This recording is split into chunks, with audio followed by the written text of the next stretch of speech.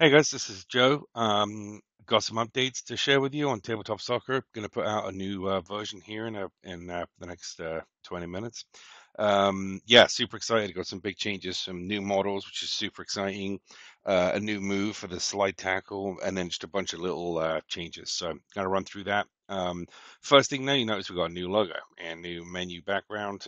It's only on this first intro screen here at the moment, and it might not be the final logo, but we'll see.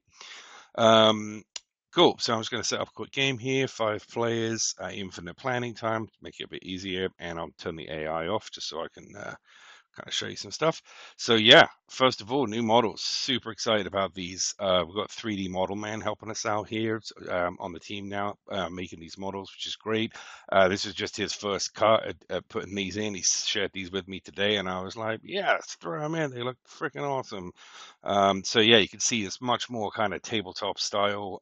Loving the base. Obviously, we still got a little work for the colors and stuff. The colors of the base for the other team here aren't quite lining up, but we got some plans to have sort of swappable heads. Eventually, want to support Steam Workshop so people can make their own heads and bring them in. And then these silly emoticons here will actually be the player head you got selected. So, bunch of cool stuff coming from that. And definite shout out to 3D Model Man for the help on that. Really excited.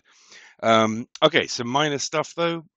So new little arrow here that shows up when you click on a player, just kind of give you an idea from whichever view you're in. You can see which direction that player is facing. Just makes it a little easier to kind of see what's going on. So minor thing, but it's pretty cool.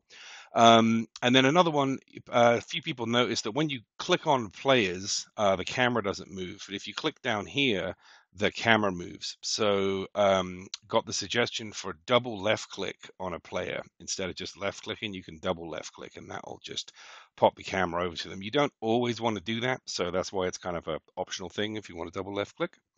And then, yeah, this one's kind of minor, but also kind of a big deal. So when you put down waypoints, right click to drop one down, or you can, hold shift to put more than one down.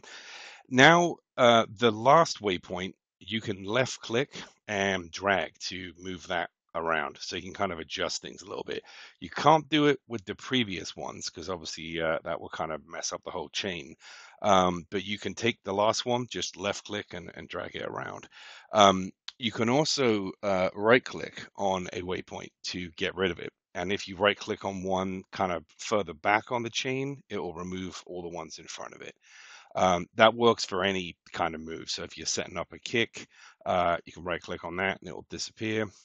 So pretty obvious, but yeah, just kind of minor life improvement stuff. Um, okay, and then we have a new move, which is the slide tackle.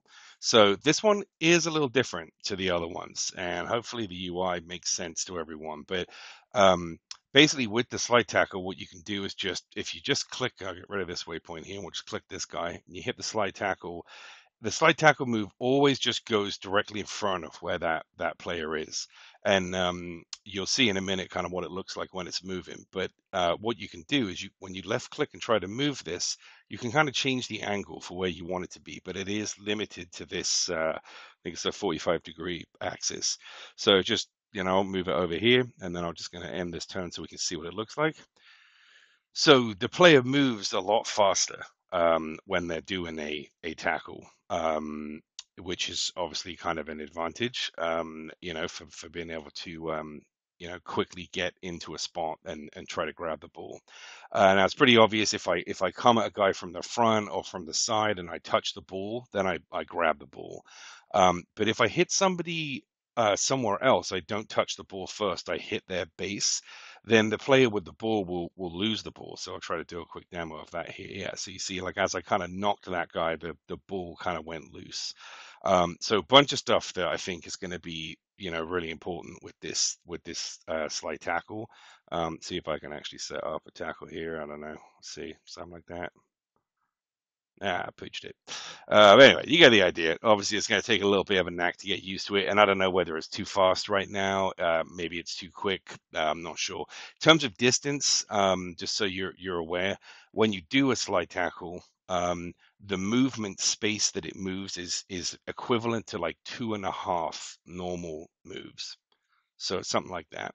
Um, Quick note on this whole thing, actually. Gonna get to it in a minute, I guess, because I've got to talk about delay, but just something to be aware of that's coming. We're gonna add in some kind of movement economy stuff.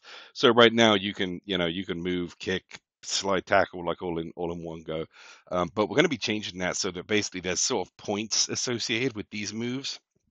So the run will cost 1 point. Each different type of kick will cost 2 points, and the slide's going to cost 2 points. And on any given turn, each of your players is only going to have 3 points. So you'll be kind of limited to move, move, move, or move, kick, kick, move, blah, blah, blah. You get the idea. Yeah, that's something we're going to do. And then another thing to be aware of is the slide tackle will probably not be something that everyone can do. It will probably be like a move that when you're setting up your team, you choose whether or not you want to have that move, and there'll be other ones as well coming in at some point.